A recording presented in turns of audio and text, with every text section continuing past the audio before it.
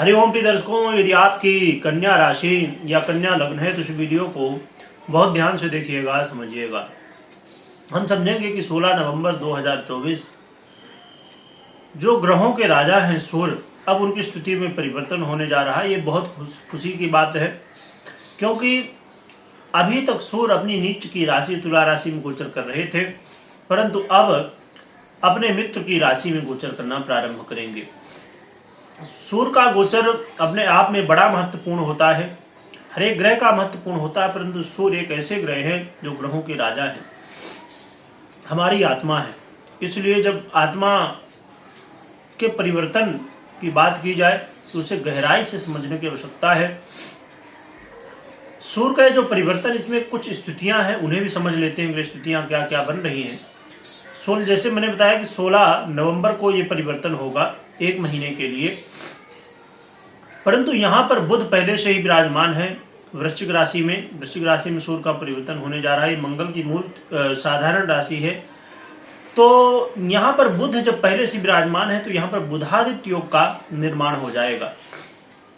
और बुधादित्य योग का निर्माण तो होगा, परंतु उसमें कुछ स्थितियां हैं, उन्हें समझ लीजिए। क्योंकि आप अक्सर सुनते रहते होंगे कि बुधादित्य योग बन रहा है, पर उसका रिजल्ट कई बार नहीं देखने को मिलता है। उसके पीछे क्या कारण है, ये भी समझ लेना जरूरी होता है। देखा जाए तो यहाँ पर एक तो ये मंगल की राशि में बन रहा है, ये माइनस पॉइंट है बुध के हिसाब से, सूर्य के हिसाब से प्लस पॉइंट है। और देवगुरु बृहस्पति की दृष्टि है, ये बहुत बड़ा प्लस पॉइंट है, परंतु बुध के हिसाब से वो भी पूरी तरह से तो नहीं, परंतु कहीं ना कहीं माइनस पॉइंट तो है। राहु की दृष्टि है, शनि की भी दृष्टि है। तो राहु शनि की दृष्टि का प्रभाव ये होता है कि जो समझिए कि ये राजयोग है, बुधादित्य योग है, तो ये भंग माना जाएगा, यानी कि उसके प्रभाव में कमी आ जाएगी। इसलिए बुधादित्य योग जो बनने जा रहा है वो कहीं न कहीं पूरी तरह फल देने में सक्षम नहीं रहेगा। परंतु इसमें एक और भी महत्वपूर्ण स्थिति है। बुध 26 नवंबर को वक्री हो जाएंगे और फिर 29 नवंबर को अस्त भी हो जाएंगे। तो कई सारी स्थितियां हैं, आइए जानते हैं कि बुध आपके जीवन में क्या प्रभाव डालेंगे। प्रिय दर्शकों, देखा जाए तो बुध आपके राशि होते हैं, आपके लग्नेश होते हैं, ये भी प्लस पॉइंट है आपके लिए। तो ये बुध का परिवर्तन कहीं ना कहीं आपके जीवन में समझ लीजिए कि एक ऐसा समय है कि यदि आप अभी तक ये महसूस कर रहे थे कि आप कितना भी प्रयास करते हैं परंतु कहीं ना कहीं एनर्जी की कमी देखने को मिलती है, तो एनर्जी में वृद्धि होती हुई दिखाई देगी। और आप अपने जीवन में इस समय जो आपने पहले मेहनत की थी, कर्म किया था, उसका आज के समय में अब आपको परिणाम देखने को मिलेगा। कई बार आप सुनते हैं ना कि मेहनत का फल आज मिले चाहे ना मिले, पर कल जरूर मिलता है, आज या कल। पर कर्म कभी व्यर्थ नहीं जाते। बस वही स्थिति है कि आपने पहले जो कर्म किया है उसका परिणाम इस समय देखने को मिलेगा, यानी भाग्य का साथ आपको इस समय मिलने वाला है। आप देखेंगे कि यदि ससुराल पक्ष से कोई समस्याएं थी, वाद विवाद था, सहयोग नहीं मिल रहा था, इस समय ससुराल पक्ष से भी सहयोग मिलेगा, वाद विवाद दूर हो सकता है।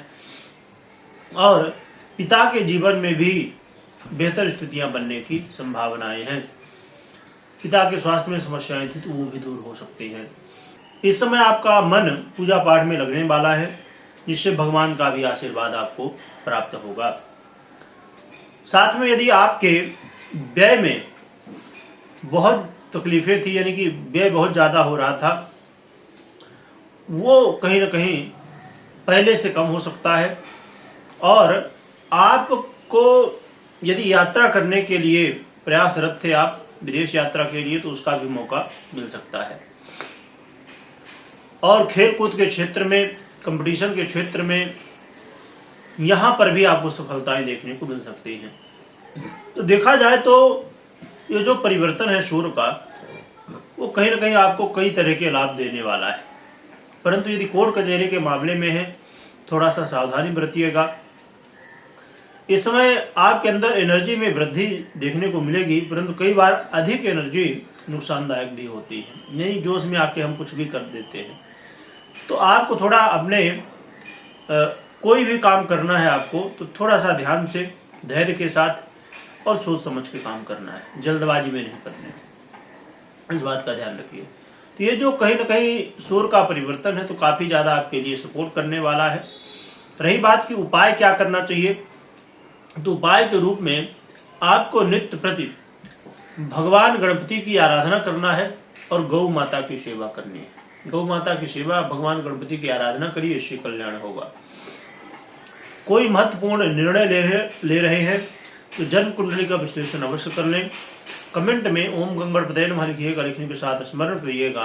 वीडियो देखने के लिए बहुत बहुत धन्यवाद।